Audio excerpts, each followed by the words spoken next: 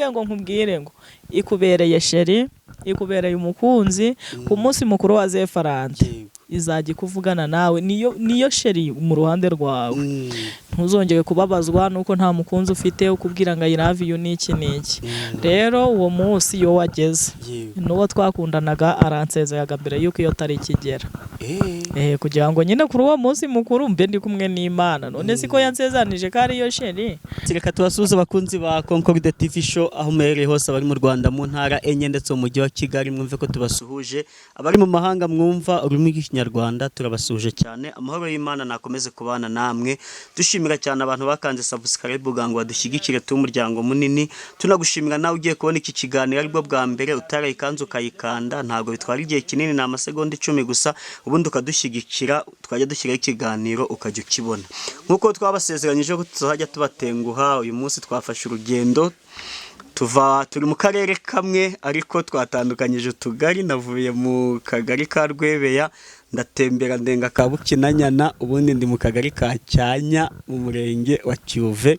Nta kindi cyanzanye, naje kureba umukozi w'Imana nigena byose Claudina.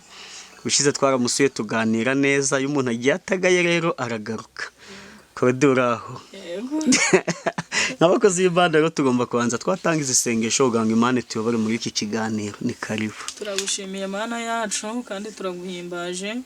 Tugushimiye ko duhaye amahirwe meza yo kuramuka, na amahirwe tudahabwa n'inshuti cyangwa ababyeyi, nta mashuri yaduha, ni wewe wenyine uyitoraniriza abantu ukavuga ngo abantu baramuke cyangwa abangaba ntibaramuke. Tugushimiye rero yuko mu bo watoranije bagomba kuramuka, natwe twagaragayemo izina ryawe nirishimwe. Amen. Eze imitima yacu, eze ubugingo bwacu, numara kutweza urukubane natwe muri kano kanya gatoya tugiye kumara imbere yawe.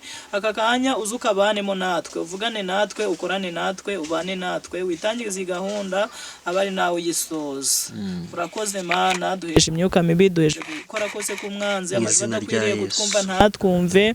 Uwiteka Imana nyengabo, ineza yawe n'ubuntu bwawe n'urukundo rwawe ikomeze kwamamara hagati muri twe. Urakoze kuri Imana yumva gusenga, ngaho ganza utegeke muri byose mu izina rya Yesu. Amen. Kodi umeze ute? Meze neza. Imvura kugezeho Cyane. Kutifubitse se? Nuko byagenze. Wanze kwifubika? Biterwa. Nego. Undi umuntu wambaye style tu nta nubwo imbeho yumva. Ikibazo si style. Ntabwo ari ngombwa ngo utuntu twose dushige ahagaragara. Umva ndi kumva nakonje pe, imvura yaguye rwose, abantu batayibonye, twani Musanze twayibonye. Impamvu naje nambaye umupira w'abasirikare. Ariya rero. Ariko kano kantu ntikagusetse. Oya guseka nibyo mba nshaka. Nagiye mu bakire. Yego. Mbona iyo umuntu yarwaye ibicurane bahitaga kumujyana kwa muganga, bagamagara ambulance kazi kamugeza kwa muganga. Ariko twebwe inaha iyo ibicurane bigufashe no kujya gushaka imyisheke, imibirizi, imiharavumba, ugatoya nyine ukisiga ibintu ukikanda bigakira. Rero muri iyi mbeho ishobora kuba yakureye bitewe naho uturuka. Uye kubanga imbeho yanyishe bitewe ko naturutse mu mujyi. Kuba yaturutse mu mujyi ufite ibyo kwifubika, ufite iki abakubebeza baguha keya, utekera icyayi, ntabwo yabura kukuremba. Ariko natwe twaje nyine kugira ngo tuguhe iyo keya, tuganire, duseke. Uzi imbeho ubaye uri wenyine wagwita wifubika. Ariko kuko twaje nyine urabona morale ni yose kabisa. Ariko nanjye wakanze ntago nashyiraho igikoti pe. Oya se. Ikanzu imeze utyo? Karika. Ntago wagiye kaho igikoti. Kayimana yavuze igomba kutwambika, ntago tugomba kwambara nabi. Imana izakora n'ibindi. Cyane rwose izabikora, niyo kwizerwa. Yego. Akazi ka boss kameze gate? Ni neza cyane. Yego. Uri kugakora neza? Ibyo wacome. Yego. Yaravuze ngo ni data wa twese mwiza. Ngaze n'intege nkeya zacu. Ngaratukuye umuyaga ngo kugira turinde Satani. Rero ntabwo byabura kumera neza nyine mu mbaraga zanjye, ndumva ari neza. No mu mbaraga z'undi biba ari neza. Yego. Imana ishimwe kabisa. Byaba bibabaje tugarutse amavuta yarakuvuyeho ariko ndabona kuriho pe Imana ishimwe. Imana ihora iduha imbaraga uko bwije n'uko bukeye. Kuwa gatanu wari umuganura boss yarakuganuje? Ntago mbizi. None ndura bimenya. Ariko iyo umuntu ubundi yaramutse ari muzima atari mu bitaro akaramuka atapfushije iteka ryose aba ameze neza. Niyo ibindi byose utabibona icyambere ni ubuzima. Oya ubuzima ndabyumva rwose turamushimira ko aba yabuduhaye. Ariko nakakandi ko gutuma nyine ubuzima tububungabunga bye. Nigeze nsenga umunsi umwe hari umukobwa nyine wari unteje ishari nagasi warundishije umubuni ko muvuga mwebwe. Hanyuma yakundaga kuza akanyereka utuntu akambwira ati sheri wanjye tuno tuntu yatumpaye ku munsi mukuru wa Saint Valentin w'abakundana nyine. Avuga ati ariko mana ngiye wazampaye umusheri umunsi umwe kuri Saint Valentin akambwira ati Korodina I love you ndagukundaga cyane. Ona kubera Imana idakora nk'abantu cyangwa nkivuge nk'abantu. Ngiye kubona mbona umuhanuzi w'inkongobotse araje ati izo mene izo payini izo mana ati Imana irambwiye ngo nkubwire ngo ikubereye sheri ikubereye umukunzi ku munsi mukuru wa Saint Valentin izajya kuvugana nawe niyo sheri mu ruhande rwawe. Ntuzongere kubabazwa nuko nta mukunzi ufite ukubwira ngo I love you niki. Rero uwo munsi yo wageze n'uwo twakundanaga aransezeraga mbere yuko iyo tari kigera. Kugira ngo nyine kuri uwo munsi mukuru mbe ndi kumwe n'Imana. None siko yansezanije ko ari yo sheri. Rero nta wamenya wasanga ku munsi w'umuganura nyine ifite ukuntu yabigenjeje. Umva kurudi ku 14 z'ukwa kabiri ubwo ni umwaka utayo na 26. Yego. Nanjye uvango nzaza kugusura kandi uzaburi busy na sheri wawe. Tuzaba duhuze. Ahubwo ubwo nzaza ku 15 z'ukwa kabiri. Tuzaba duhuze. Kuko ibyiza sheri wawe nakuganiriza hajya zakubwira nibyo agutuma kuri Concorde da. Cyane. Birashoboka. Ku 15 z'ukwa kabiri. Yego. Umwaka utayo na 26. Uzahituza. Nzaza kugusura. Ni kare. Ase uzamena ibanga. Ibyiza sheri yakuganirije. Karibu cyane bikureba nyine ntari ikibazo nuko byaba bitakureba. Yego. Imana ishimwe. Yego. Kurudi minsi ndi gukunda kwiganiriza abakozi b'Imana sibyo nk'abantu twakure muri Bibiliya dukunda Bibiliya yana umuntu akambwira abantu babiri mu isezerano rya kera cyane tukubahiriza agenda turafata umugabo igitsina gabo n'igitsina gore. Yego. Akatubwira umufasha n'icyo amukundira. Nawe rero uyu munsi rwose ndi kugira ngo mbwira umuntu w'umupapa mu isezerano rya kera muri Bibiliya ufataho nk'icyitegererezo. Umuntu wa mbere nkunda yego ni umugabo. Ariko numbaza impamvu nkunda umugabo mbere. Ariko niwe waremwe mbere n'ubundi. Ku muntu wa mbere nkunda ni umugabo witwa Dawidi. Umukundira iki? Dawidi yari yaravutse ari umuntu ucereretse. Avukira n'ahantu abirekane kuba ariko mbivuga. Ariko yagiraga imbaraga. Nico mukundira. Dawidi yagiraga imbaraga ubundi muri we agahorana icyizere. Usuka byumvise. Ndi kubyumva pe icyizere. Dawidi ajya kwigwana na Goliyati. Abandi bagabo b'intarumikwa bari batinye ngo bamwe bihisha no mu myobo y'amabuye niko Bibiliya ivuga. Ngo ariko Dawidi agavuga ati nshingiye ku Mana namenye. Yego. Ngashingira ibitangaza Imana yagiye ikora. Ntago uyu mugabo ngo nuko ngo ari umugabo ngo w'igikwerere ngo ufite uburanga ngo abantu bose bari kwihisha. Ati ngiye Goliyati ngomba kujya kurwana nawe nimpfa ndapfa ntapfa nabwo ni amahirwe y'Imana ngajya kurwana na Goliyati. Rero ikintu ca mbere nkundira Dawidi ni imbaraga no kwigira icyizere muri we hanyuma no kwizera. Ibyo bintu nibyo nkundira Dawidi cyane. Sha wakomeza aho hantu ahageze uko byagenze. Dawidi hanyuma ikindi kintu mukundira Dawidi yakundaga kubaho mu buzima buciriritse. ntago mbizi bwaho igihe nawe warahita uvuga utubwo nawe waramukurikije, ariko Dawidi yakundaga kubaho mu buzima buciriritse. Nasomye ijambo ry'Imana rirambwira ngo Samweli amaze kumwimika amusutseho amavuta, amubwiye ngo ubaye umwami wa Isirayeli. Ntabwo Dawidi yicengageye kakaguru ku kandi, reka buriya nusoma ijambo ry'Imana uzasanga baramaze kumumenaho amavuta ngahita asubira mu ishyamba. Ariko hari umuntu muri iyi minsi usigaye arahabwa impano yo guhanura, akavuga ati ubu kabaye sinzongera kuja guhahira i Musanze, gahunda ni ugutega imodoka nkajya guhahira i Kigali muri Simba. Hakavuga ati ka Korodina gasekuriya sinzongera kuvugana nako, kubera nyine yabonye impano akumva ko akaze kurenza abandi bose. Ariko ibyo bintu ntago ari byo. Ngiye nkundaga Dawidi yicishaga bugufi, Dawidi yagiraga imbaraga, Dawidi yagiraga kwizera muri we, yagiraga no kwihangana muri we. Abantu bose bankurikiranye mbifurije kumera nka Dawidi.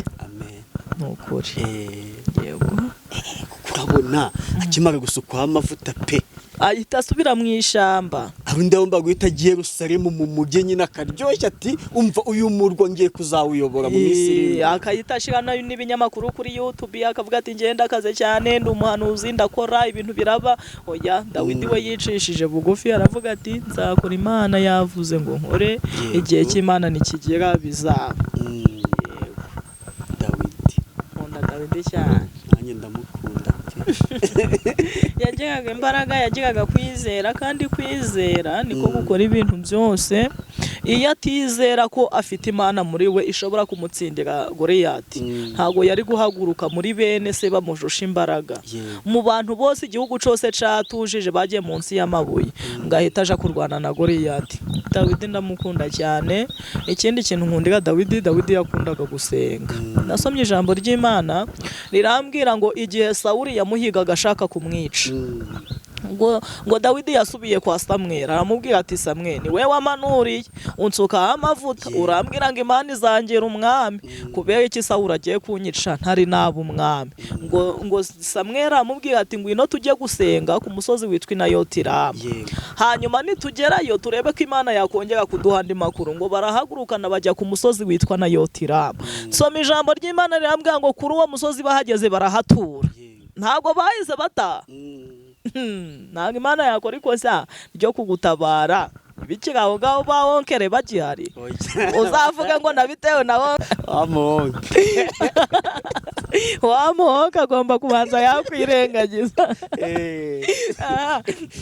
Ikindi ntishobora kugutabara Korodina mugihura ngo museke, wahita uvuga utubwo nuko Korodina yanganiriye. Reka Imana ibanzaga yica abantu bose ikabakuraho, ikabaguhuza, abakwanga bakakwanga, bo kuguta bakaguta, bo kukugambanira bakakugambanira, ubundi Imana ikaza gukora usigaye wenyine. Nibwo wemera ko Imana yakoze.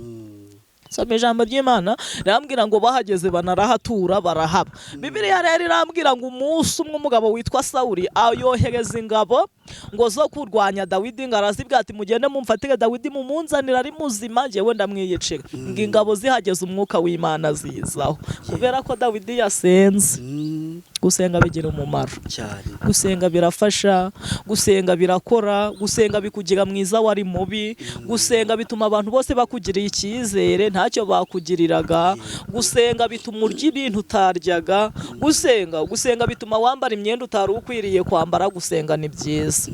Dawidi asenze ingabo zari zije kumufata, ngo zose umwuka w'Imana arazimanukiye, ngo zitangira guhanura zibwira Dawidi ziti Dawidi we twari tuvuye kwa Sawuli wewe tuje gufata ngo bakwice, ariko tugeza Imana ivuganye natwe igatubwiye ngo Sawuli yaguhiga ataguhiga uzaba umwami. Ngo Dawidi arakomeza arasenga, ngo Sawuli yohereza ingabo za gatatu za kabiri, ngo nazo zihageze zirahanura. Ngo Dawidi arakomeza agasenga, ngo yohereza za gatatu Sawuli, ngo nazo zihageze zirahanura. Dawidi akomeje gusenga, ngo Sawuli ubwo arihagurukira, ngo umwuka w'Imana mufata atari yagera no kuri uwo musozi, ngo agenda hanura inzira yose, ngo ahageze yikuramo imyambaro, inkweto, imikandara, imyenda yose, ngo arambarara hasi yambaye ubusa butari nk'uko yavutse. Bivuga ngo icyubahiro cyose nari mfite kirarangiye, kibaye icya Dawidi. Ngo nuko arahanura abwira Dawidi ati Dawidi we, inzara yakuriye kwari ukubera njyewe, babandi bose bakwanze kubera njye, bya biryo wabibuze kubera njye, ya mashuri wayacikishije kubera njyewe. Aramuhanura amubwira ati byakubaye byose ni ukubera njye, ariko ntaguhiga Imana ikuri mirambwiye ngo ugiye kuba umwami wa Isirayeli. Kwari ukubera gusenga.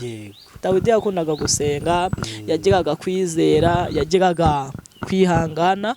Ibyo bintu byose ndabibifurije namwe. Amen. Uzi ikintu nanjye kamvuge bibiri. Nanjye Dawidi hari aho tumuhuje tu. Dawidi yakundaga kuririmba. Yego. Aho yajyaga kwirimbira Sawuli, imyuka mibi yamuhanzeho, imyuka mibi ikagenda. Niyo mpamvu nanjye nk'umuhanzi ntabwo ako kantu nabura ukamukundira.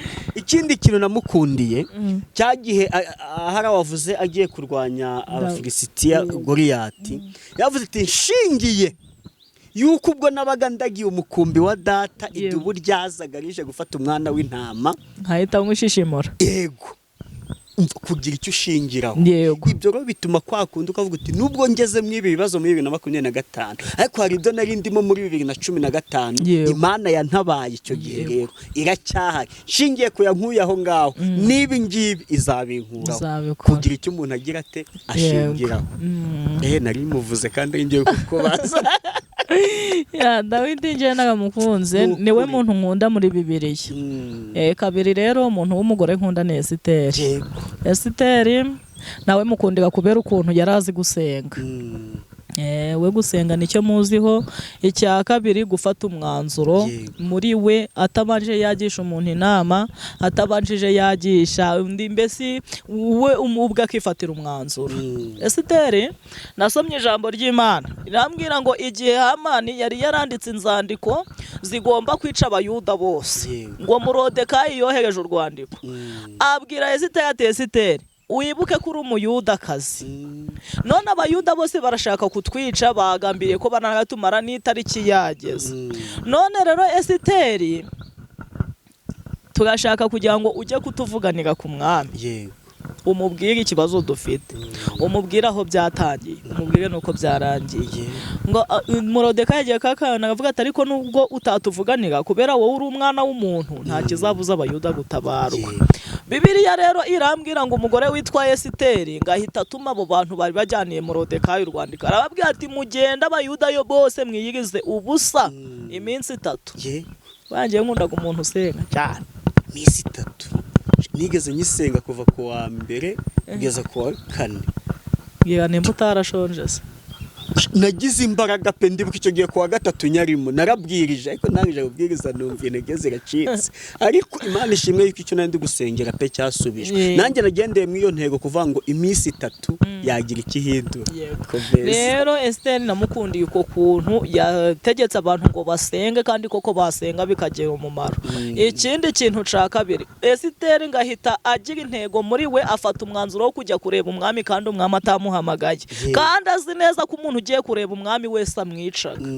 Isaha yo kumugeraho itari yagera, Esiteri waravuga ati ntapfa dupfa kuba turi gusenga, turi mu masengesho y'iminsi 3, byanga byakunda Imana irumvira ibyifuzo byanjye. Bibiliya rero iravuga ngo Esiteri ahagurutse mu rugo, ngo Imana itihindura umutima w'umwami Asuwerusi. Birashoboka ko Asuwerusi yari kumwica, ariko ngo Imana imuhindura umutima, imumisha amaso. Birashoboka yuko yanagize ngo itariki yo kuza kumureba yageze, ngo Esiteri ahageze ngo umwami amutunga inkoni. Haramubwira ati nicyo ushaka mujakazi w'Imana. Ikindi kintu nakundiye Esiteri, kari byinshi se. Esiteri ntago yakundaga indamu. Esiteri ntago yakundaga indamu. Hari abahanuzi benshi muri iki gihe basigaye barakunda indamu. Akakubona nkawe konkorode ukuntu uri ikigabo giteranye ukuntu, akavuga ati byanga byakunda iki kigabo gifite amafaranga kuri konti. Akakubwira ati kugira ngo usengere wamanza wama nk'utumiliyoni 5, niko Imana ivuze ngo ico ni igitambo kirarinda umuryango wawe, kikarinda n'umugore wawe n'abana bawe, utari wadutanga rero nta kigenda. Abahanuzi nk'abo barahari. Umuhanuzi akakubwira ati njyewe Imana yasize amavuta ikamuto guhoranya ngo usengere mbere icuya kimanuke nta kintu na kimwe umpaye. Ariko Esiteri we ntago yakundaga indamu. Ndabyibuka umwami yaramubashije ngo mwamikazi Esiteri, ni iki kintu ushaka? Nimba ukeneye n'umugabane wa kabiri ku gihugu cyanje umbwire nguguye. Esiteri yabakundaga indamu yari kuvuga ati nibishaka bipfi biyuda cyane, ariko nibonera ibintu nibishaka bipfa ariko nibonera ubutunzi. Uzi ko hari umuntu wigeze ansetsa arambwira ngo bamutumye umuhanuzi, baramubwira ati wenda nkuko wewe bagutumye Konkorode bakakubwira ati dufite amasengesho ya korari none uzaze kutubwiriza, ugahita uvuga uti nge simpari. Akakubwira ati si none nta wundi muvuga butumwa nka mugenzi wawe ufite basi wenda ngo umutwohereze mu mwanya wawe, ugahita uvuga uti rero Korodina ni wowe mbonye. Noneho rero ngo umumama bamutumye umukozi w'Imana mw'ubwo buryo ngo yohereze undi mukobwa, ngo umukobwa yagenda arababwiriza yari amasengesho y'iminsi 3, ngo umunsi wa kabiri urageze ngo umukobwa yigishwa hanze nk'ugiye kwitaba telefone, ngagaruka yarize yasepfuye ababaye. Ngo none barangije baramubaza ati se wa mukozi w'Imana kuri rubaye? Ngo umukobwa ati yamwimbwira ati ahubwo reka ntahe, ati barampamagaye ngo mama amaze gupfa. No ntabwo namuvuga izina abantu bose bamumenya kuko ni umuturanyi wacu, ni n'umuturanyi wacu. Ati barampamagaye ngo mama amaze gupfa. Noneho urumva nk'abakozi b'Imana mu kanya David yambajije ngo hari abantu benshi ngo batakizera, nuko baga barahuye n'ibituma batizera. Noneho nk'abakozi b'Imana korari mu masengesho y'iminsi 3 bagize umwaka, bumvise ko umukozi w'Imana wari kubabwiriza apfushe mama we, ntago yagenda gutyo ngo bahita bamubwira ati si mukozi w'Imana basi ahantu utaha hagera imodoka, ati none si tuguhereze umuntu basi tuguha umuntu uguherekeza n'ejo azagufashe no gushingwa ateye kwirwa mu mpano ubwende nimushake mu mwihorere ngewe ndijyana. Ngo noneho bahita bamuteganyiriza 60,000. Baramubwira ati akira yano mafaranga ugende utegemo ugende n'utundi watwifashisha mu muryango nyine, urumva niyo unasenga wenda uburi na mukuru n'iki ugende wiyeranje. Ngo ngarata ngarikatashe babaririmbyi basigara bari kwiga ukundi kuntu barajya kumushingurira. Bavuga ati rero perezida wa korari, nubwo uri kubona tukiri mu masengesho tugiye guteganya amafaranga, noneho wowe ujye kudushingurira wenda wafata n'ijambo nka perezida cyangwa si wenda ukiyengekana uriya mukozi w'Imana ukamuha tuno dufaranga. Urumva umuntu wapfushije n'iki ngo bateganya 120,000 ziyongera kuri 60 bamuhaye. Ibaze none uburyo wa mukobwa ukuntu arinjeje ntiyaca no kwa wundi wamurarikiye ngo ahita amubwira ati wenda baririmbyi bawe nababeshe gutya na gutya nibanakubaza wikiriza. Reka no umukobwa ngarigenda ya 30 ni menshi yaje kuyaryamo. Ageze mu rugo rero ntiyanabivuga ukuntu byagenze, ubwo yaravuze ati niyo capfa mpfa kuba nabonye amafaranga. Noneho birangije umukobwa ahageze nyina agatuza. Perezida rero mu gitondo azindukana bya 120,000 aje gushingura, ngaca ngo yamuhamagara telefone ntibeho nyine yayikuyeho. Ngo noneho ahita aca kwa wa mugore wari wamuboherereje, hamubwira ati wakwihangana umukobwa witwa gutya na gutya wayi watwohereje kejo ngo yagize ibyago urabizi. Ati iki? Ati ngo mama we yapfuye. Ejo yatashe twamuteganyije 60 yo gutega. Ati si yapfa koko ntibabimbwira? Ati nibishoboka ntabwo ibi bintu biba. Ati ngewe ndabizi yabitwibwiriye. Ati rero ushobora kuba nawe wahugiranye tugiye kureba ahubwo umuntu ubukora ariteganyije 120 ubu niyo mujaniye nyina yimezamo neza. Ati nta kibazo. Ngo barateganya nyine bajya aho ngaho muri ako karere kuja kureba wa mukobwa. Ngo bahageze rero basanga mama wa mukobwa ari kwiteganyiriza udushimba agiye guteka. Ngo noneho wa mubyeyi aravuga ati yewe ati dore iwabo ni hano. Ati rwose ngo noneho wa perezida wa korari araza ati ndori na mama we n'uyu. Wa mukozi w'Imana ngo bose bubika umutwe bakabura icyo bavuga. Noneho birangije wa mugabo ati si wa mubyeyi we mukobwa witwa gutya na gutya uramuzi? Ubwo wenda ari kujya ati wa mugore wa yaba njanye na hatariho. Aturaha uramuzi? Ndati ndamuzi ni umukobwa wanje pe. Ati byanyabyo. Ndati none se yagiye? Ati yewe yahoze hano atari ko sinzi ngahana agiye ngo n'inshuti ze. Ndati ntago ndi kubyemera. Umugore ati si kugira ubyemere nuko ndakukwereka iki. Ngahita aja kuzana imyenda nk'ejo wa mukobwa yari yambaye n'amafoto ye.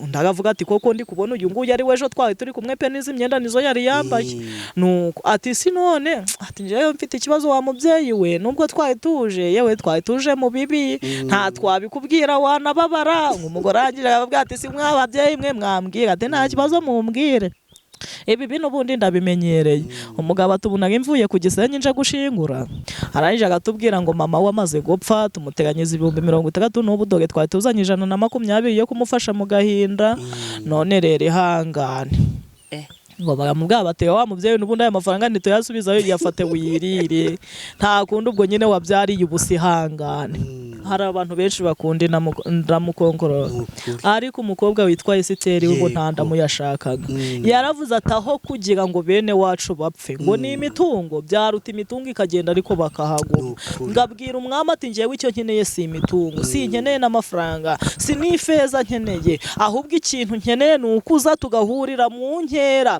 ngo bwa mbere umwami ahageze Esiteri niyahubuka ngo yakundaga gusenga nyine yavuze ati ntago nabwira umwami iminsi 3 itari yashira ngo hanyuma agamubwira ati nejo uzagaruke mu nkera ngo nabwo baragaruka ngo agamubwira ati kandi ugomba kugarukana n'umugabo witwa Hamani igisonga cyawe ngo kihageze rero ngo umwami agamubaza ati ngira nanone ikibazo ufite cyatumye unsanga ibwami itariki yo kuguhamagara itari yagera kimbwire impamvu wari ugiye kwiyahura undi aramubwira ati ikibazo mfite ni bene wacu bagiye gupfa kandi abayuda nibapfa nanjye ndi umuyudakazi ndapfa urashaka kwipfakaza undi aramubwira ati si gute ati uyu mugabo uri kureba niwe wanditse impapuro zemeza yuko tugomba gupfa amatangazo yamanitswe iki umwami ahita afata umwanzuro yuko izo nzandiko zikurwaho ariko zakuweho kubw'amasengesho zikurwaho kandi na Hamani agapfa mu mwanya w'abayuda bose yego Esiteri nicyo mukundira Esiteri yari ari umuntu udakunda indamu icya kabiri akunda gusenga yego nanjye uza akantu mukundira kamvuge gato yego uvuga ngo nk'umwamikazi ari amasengesho y'iminsi 3 yategetse ngo basenge we yagomba kubwira abayuda ngo basenge wakirira uza abaperezida bakwari bagiye badupangira amasengesho agadupangira amasengesho baba bari kurya twe twanambuka ni benshi cyane cyangwa abapasiteri ariko we ntabwo yabaye gutyo ubwo yavuze ati mugende mwiyirize nanjye aho nzaba ndi nzasenga noneho ikindi icyo byanyeretse nuko imbaraga z'amasengesho nuvuga ngo gusenga bituma ibintu byagombye kuzaba nko muri 2030 Imana ibyigiza hendo bikaba nko muri 2026 uti guti nuvuga ngo igihe cyo kubonana n'umwami kugangwa ku mwama mutunga inkoni ntabwo cyari kiragera ariko kuko yagiye yamaze ari mu mavuta y'amasengesho y'iminsi 3 byatumye umwami yibagirwa yuko igihe cya Esiteri cyo kugera imbere ye kitaragera mutunga inkoni aramaza tushaka iki kandi none ukuntu mbyumva buriya kiragiye cyo guhura n'umwami yego cyari kuzagera abayuda baramaze gupfa zihanzandiko Hamani kuba yarabamaze umva gusenga kabisa gusenga bituma igihe cegera imbere gusenga n'ubundi buzima gusenga ni imibereho gusenga n'ubundi buzima nakaye gakorasi ngo nzacuruza gusenga nunguke kunyurwa kuko Yesu ari byose nzacuruza gusenga zabutike zirahomba nzacuruza gusenga n'imirima zirarumba nzacuruza gusenga ye n'amatungo arapfaga nzacuruza gusenga imiryango iratwanga nzacuruza gusenga ye nzacuruza ikiwe nzacuruza gusenga nunguke kunyurwa kuko Yesu ari byose nzacuruza gusenga ariko zikunyurwa kugira kunyurwa muri wowe undi ufite kunyurwa muri wowe ibibazo biraza ukavuga ibisi birenze bya bindi narindi mu bushize iya nkuye hariya n'ubu ngubu gusenga birakora kodeka dukomeze yego ubwira undi muntu umwe mwisezerano rishya ngaho nushaka uhitemo ab'umugore ab'umugabo ntacyo mwisezerano rishya wumva agufasha mu rugendo turimo rwiwe umuntu wa mbere umfashaga ni umugabo yitwa Yosefu Yosefu no mwisezerano rya kera cyane Yosefu umugabo wa Mariya ubundi sasiwe sawa bitewe uko nkunda Yosefu mwene Yakobo nangize ngo niwe n'ubundi ni Yosefu mwene Yakobo ngiye kukubwira we ni mwisezerano rya kera ari mwisezerano rya kera urambe tugeze muri cya urambe Yosefu wa Yakobo ari no mwitangira ni mwisezerano rya kera kuko mu isezerano rishya dore kuri Matayo, Mariko, ibyakozwe n'intumwa gutyo tugakomeza n'inzandiko za Pawulo tugasoheza mu byahishuwe. Ucanganyukije Ubwazabikata ntari bikomeza.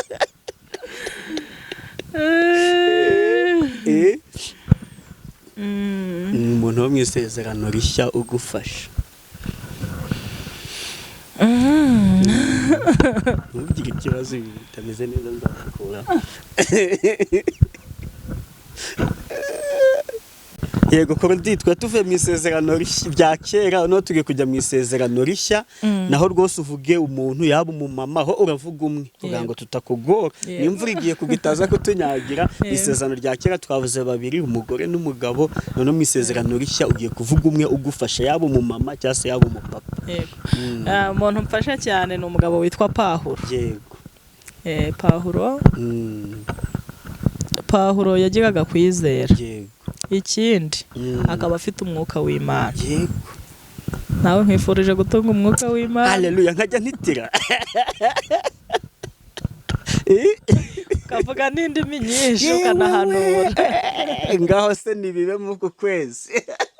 Ahubwo ukimara kuva ibibi. Ngaho se.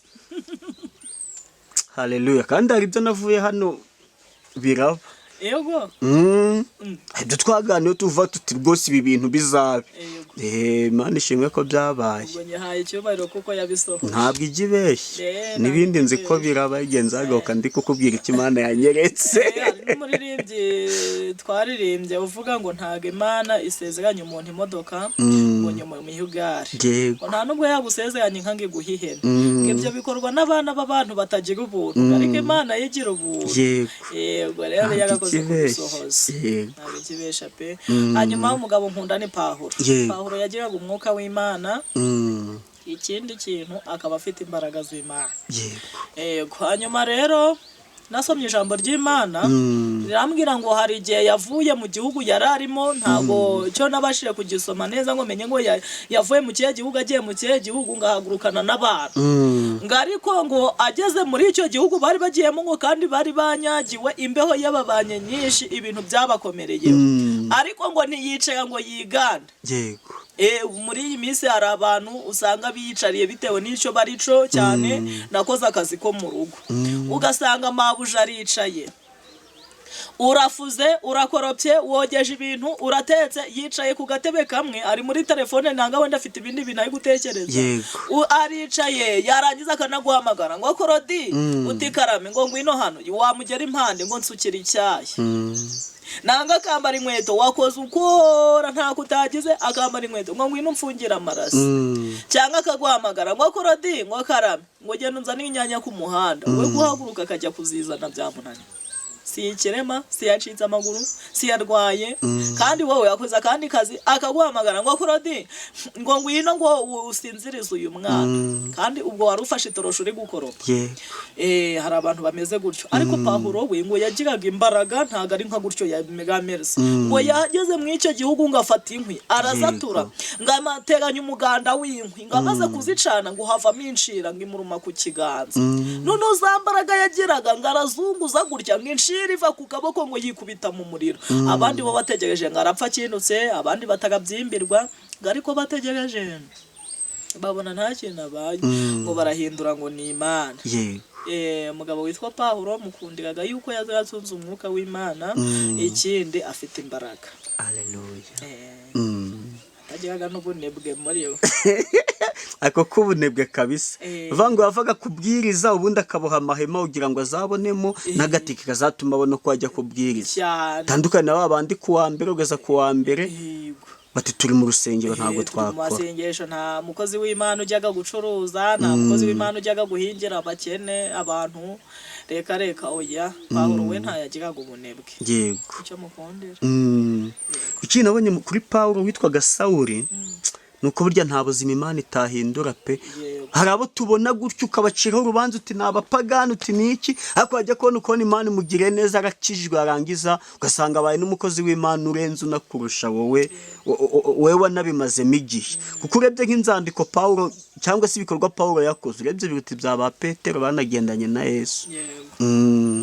nta buzima yari Imana itagira ute itahindura. Yego. Kuri Pawulo ukumva ari ibyo. Aho ngarukiye. Reka tujye ku ndirimbo ari kugufashaho mu gitabo yaba izo mu gushimisha cyangwa mu gakiza, n'ubundi turirimbe tuvugana ku musozo. Nitumara kwiririmba uraduha nimero unadusengere ubundi dusoze. Yego, tugiye kuririmba indirimbo ya 75. Mana ifashe mbe nyizi turirimbane pe, nimba ntayizi uririmba wenyine. Oya, turarimbana. Ningira amahirwe nk'abanyizi ndagira. 75 mu ndirimbo zisoza iravuga ngo umvira ijambo niryo kwizerwa niryo kwemerwa n'abantu bose. Reka ndebe ko nyizi pe, nimba ntayizi uririmba wenyine, nimba nyizi ubwo turaririmbana.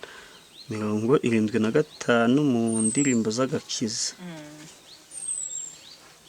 Claudie ntayo nzi pe, ririmba ndakubekinga ndajya ndirimba mugumuga inyuma. Umvira ijambo niryo kwizerwa niryo kwemerwa n'abantu bose yuko umukiza Iza Yesu. Twongere dutangire bayadirija, twongere dutangire. Umvira ijambo niryo kwizerwa niryo kwemerwa n'abantu bose yuko twahawe umukiza Yesu yaje gukiza abanyabyaha, yuko twahawe umukiza Yesu yaje gukiza abanyabyaha, naruwa mbere mu banyabyaha ariko nsigaye nezerewe, umukiza wanjye Yesu Kristo yanyogesheje amaraso ye, umukiza wanjye Yesu Kristo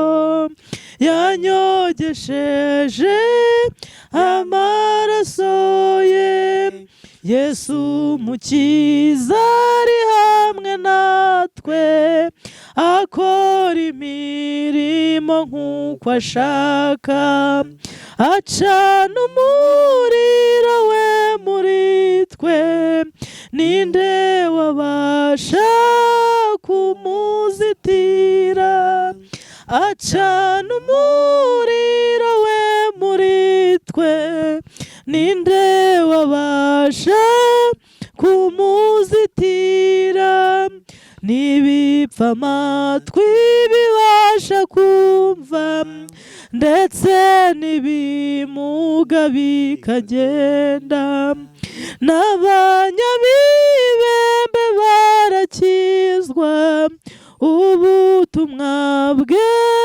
bukamamara, n'abanyabibembe barakizwa ubutumwa bwe bukamamazwa, Mwami Yesu duha umwuka wera umuduhuhire uyu munsi, shayura abarohamye mu byaha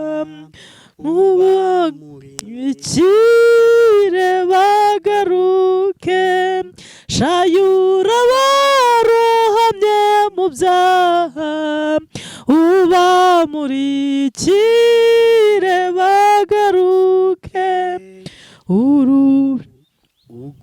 ruri ijuru wishe imvura ahumagaye nko mu butayu, uhahindure kuba hatoshye havuza impundu z'umunezero, uhahindure kuba hatoshe havuza impundu z'umunezero, n'abapagane bakunamire bagupfukamire bakuramye, ukwiye ishimwe n'icyubahiro haleluya ukwiye ishimwe ku bantu bose n'icyubahiro haleluya amen. Kode niba bwambere indirimbo nyumvise urakoze pe aho naho ntabikubaza ntabwo naye kuyimenya ntabwo nari nyize ko ndayimenya. Imana ishimwe ko baduhaye umwanya tukaganira ku ijambo ry'Imana.